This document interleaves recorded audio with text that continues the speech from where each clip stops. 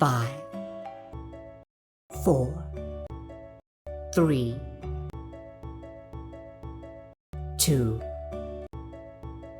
1.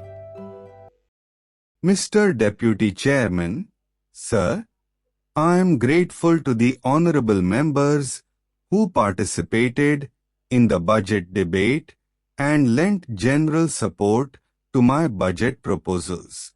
I am all the more grateful to the honorable members who took a critical attitude on the budget because I do realize we are faced with a complex and very difficult situation.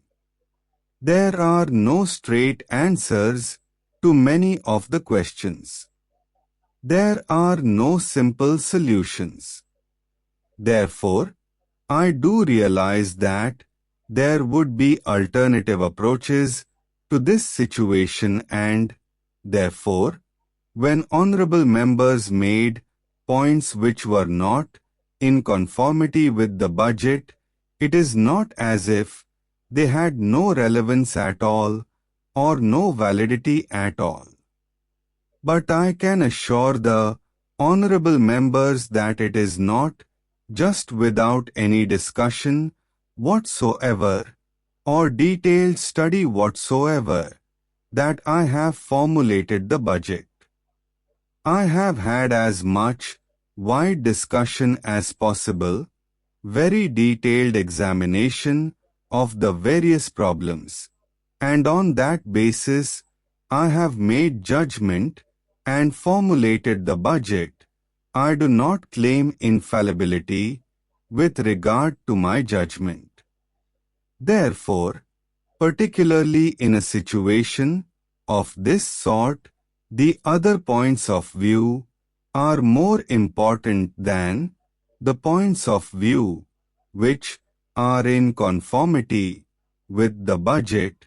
I would assure the honorable members that I shall certainly examine many of the points that have been made, and if there are any deficiencies and distortions, it would be my endeavor to correct them as we go along. Having said that, I would like to say that there was consensus, particularly with regard to the priorities which we have got to observe in tackling this problem.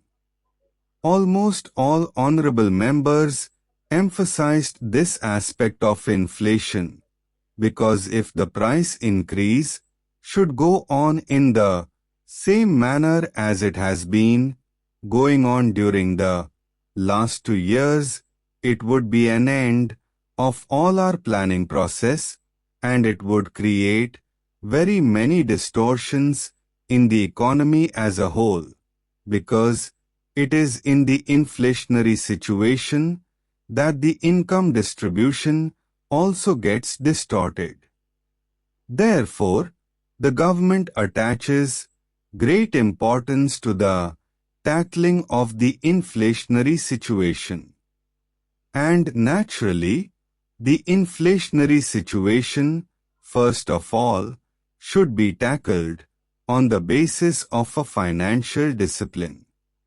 That financial discipline has to be observed in 3 sectors, if I may say so. One is public spending or public consumption, wherein the central government, the state governments and the various institutions which are attached to these governments are concerned. The second is private consumption, where commercial credit, etc. is being utilized. The third is the illegitimate sector, the black money sector.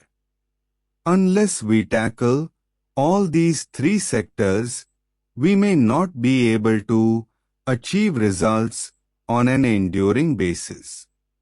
Sir, as far as financial discipline in the government sector is concerned, naturally the central government will have to set an example. In that regard, Even my distinguished predecessor has been reviewing the situation periodically and trying to find out where non-plan or non-developmental expenditure could be curtailed and where, even when expenditures have been incurred, whether certain projects could be postponed without affecting the immediate economy, particularly projects which have a long gestation period. Therefore, it will have to be a continuing exercise within the central government where all the ministries will have to cooperate. And I am glad to say that there has been cooperation and response from all the ministries with regard to this aspect. Naturally, the state governments also have to observe this financial discipline. Sir, honorable members might remember that up to 2002, the state governments had used overdrafts from the Reserve Bank for their resource purposes. And after a certain time, it looked as if there was competition among the states with regard to overdrafts from the Reserve Bank, and this was leading to a very delicate and embarrassing situation.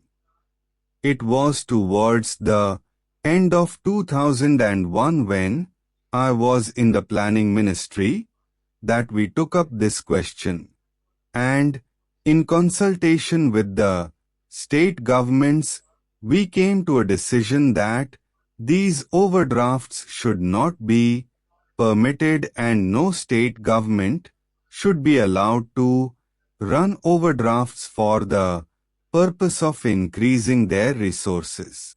So, various guidelines were laid down for the purpose that if the overdraft continues for more than a week, then notice would be given, and even payments would be stopped and so on. Fortunately, it had a good effect, and I am glad to say that as far as the question of overdraft is concerned, more or less the discipline is being observed by the various state governments.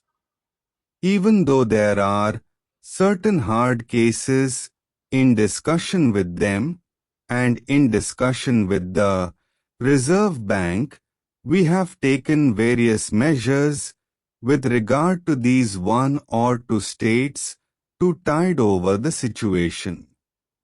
Then came, from 2001 to 2 onwards, these drought relief and flood relief works.